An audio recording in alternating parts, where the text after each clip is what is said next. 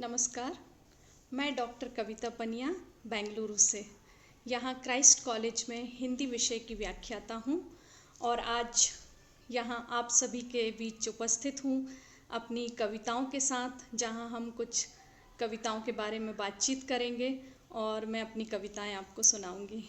तो मेरे अभी तक 2 काव्य संग्रह प्रकाशित हो चुके हैं। पहला काव्य संग्रह कविमित्रा और कवितांशु। कवितांशु मेरा पहला काव्य संग्रह है जो वाराणसी से ही प्रकाशित हुआ है और आज मेरा सौभाग्य है कि मैं काशी के इसी मंच से कविता पाठ कर रही हूँ। और मेरा दूसरा काव्य संग्रह कविमित्रा राजमंगल प्रकाशन से प्रकाशित हुआ है और मुझे कविताएं लिखने का शौक़ है। कविताएं लिखती हूँ और मुझे उसमें बहुत आनंद भी आता है। कविताएं लिखना ऐसा है कि जैसे कवि जब कविताएं लिखता है वह समय और परिस्थितियां अलग होती हैं, जब उन्हें कोई पढ़ता है वह समय और परिस्थितियां अलग होती हैं। इस तरह से कई बार कवि अपने पाठकों की या जो श्रोता हैं सुनने वाले, उनके समय में भी प्रवेश कर जाता है।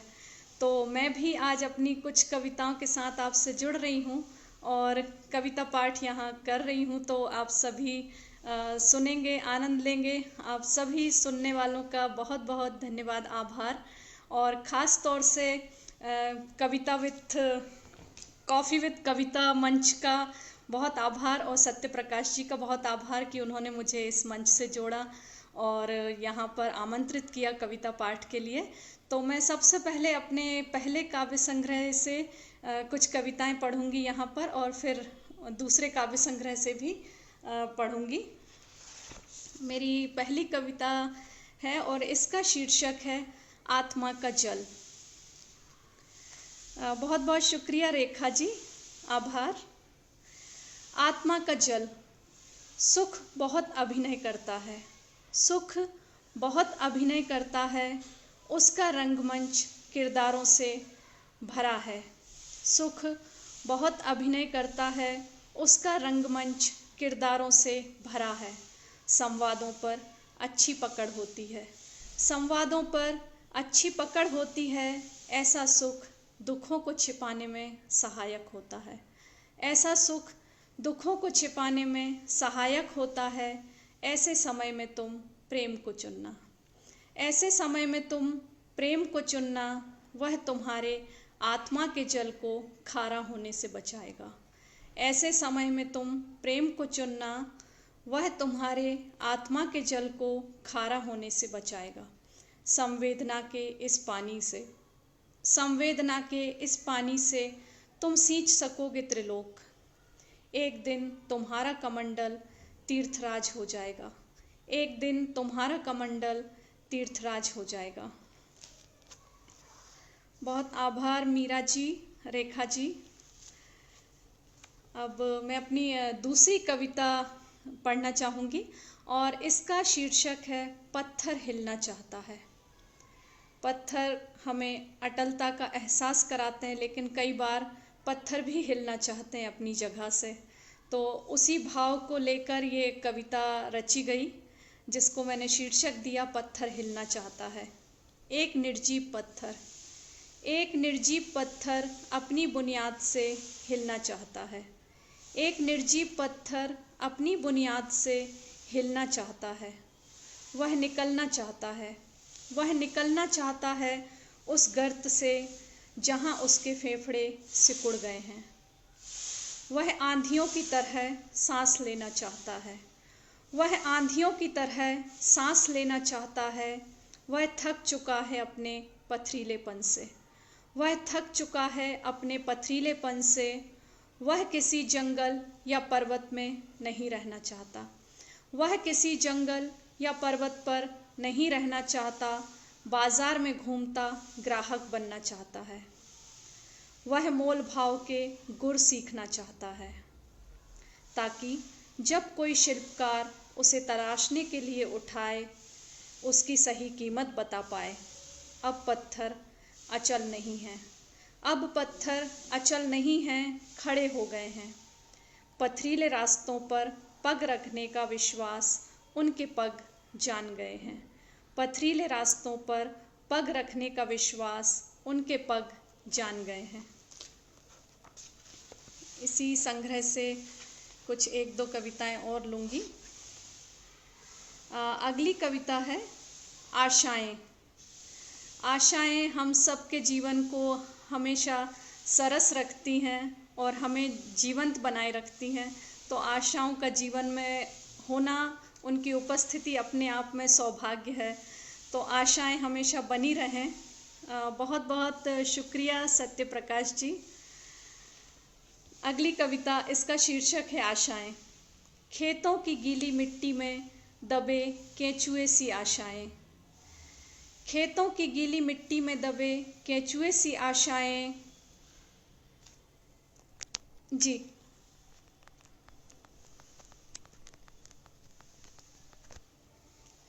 खेतों की गीली मिट्टी में दबे केंचुए सी आशाएं मन की ज़मीन पर किलबिलाती रहती हैं। खेतों की गीली मिट्टी में दबे केंचुए सी आशाएं मन की ज़मीन पर किलबिलाती रहती हैं। केंचुए मिट्टी की परत दर परत कुरेद कर, केंचुए मिट्टी की परत दर परत कुरेद कर नवांकुरों के लिए द्वार खोल देते हैं। जहाँ खिलती हैं कलियाँ भंवरे गुंजार करते हैं। आशाएं भी कुरेदती हैं। आशाएं भी कुरेदती हैं वर्षों से निराशा में घिरे मन को। जहाँ जीवन जन्म लेता है, जहाँ जीवन जन्म लेता है, अपनी जड़ें जमाता है। मन की मिट्टी में मचलते हैं आशा रूपी केंचुए। इन्हें मत रोको वरना ज़मीन पथरीली हो जाएगी। बहुत आभार, शुक्रिया। आप सभी सुन रहे हैं, अच्छा लग रहा है। अगली कविता है और इसका शीर्षक है सूरज एक कवि है। सूरज एक कवि है, ओस में अपनी कलम डुबोता है और दिन लिख देता है। सूरज एक कवि है, ओस में अपनी कलम डुबोता है और दिन लिख देता है। उड़ते हुए खग के पंखों पर लौट आना लिख देता है। उड़ते हुए खग के पंखों पर लौट आना लिख देता है। गायों के झुंड पर नारंगी गोधुली लिख देता है। गायों के झुंड पर नारंगी गोधुली लिख देता है। लहरों पर बादल लिख देता है। लहरों पर बादल लिख देता है। अकेले कदमों पर परछाई का साथ लिख देता है। सूरज एक कवि है, कविता पूरी होते होते लिख देता है। कविता पूरी होते होते लिख देता है। हर चीज़ को उसके असली रंग में देखना। ढलते हुए करता है, ढलते हुए करता है अगले दिन मिलने का वादा। और जाते जाते भर जाता है हमारी गोद चांद सितारों से। कर देता है हमें धूप का ऋणी, कर देता है हमें धूप का ऋणी। सूरज एक कवि है।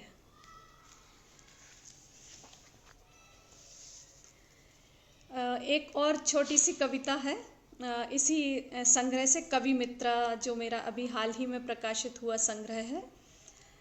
ताकि बन सके और घर। कविता का शीर्षक है ताकि बन सके और घर। दरवाज़ा बनाने से पहले बनाओ दीवार।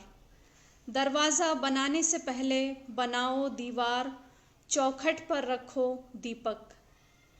घर में बनाओ पछुआ हवाओं के लिए खाली स्थान। अरुणाचल से आने वाली किरणों को दो रास्ता। अरुणाचल से आने वाली किरणों को दो रास्ता। तुम बनाओ दीवारें कुछ ऐसे, तुम बनाओ दीवारें कुछ ऐसे जैसे बनाती हैं जड़ें। पेड़ों के लिए कमरा, पत्तियों के लिए दरवाज़ा, फूलों के लिए खिड़की और फल के लिए घर। ताकि बन सके कुछ और घर तुम्हारी शाख पर।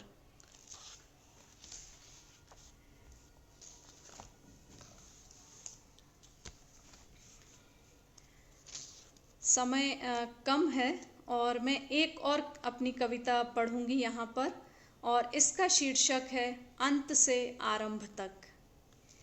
इरित प्रेम त्रिगुणित हो लौटता है, इरित प्रेम त्रिगुणित हो लौटता है, वह आरंभी उतुंग हो जाता है, वह आरंभी उतुंग हो जाता है, कितना भी अपरिचित क्यों ना हो, कितना भी अपरिचित क्यों ना हो, नहीं भूलता परिभाषित स्थानों का सही पता, नहीं भूलता परिभाषित स्थानों का सही पता, वह जब भी आए, वह जब भी आए उसके साथ आजर्व व्यवहार रखना, वह जब भी आए उसके साथ आजर्व व्यवहार रखना, कठोरता उसे कष्टकर है, कठोरता उसे कष्टकर है, उसकी गोद नहीं सह पाती घृणा का जटिल बोझ, उसकी गोद नहीं सह पाती घृणा का जटिल बोझ, वह अपने प्रस्थान से पहले,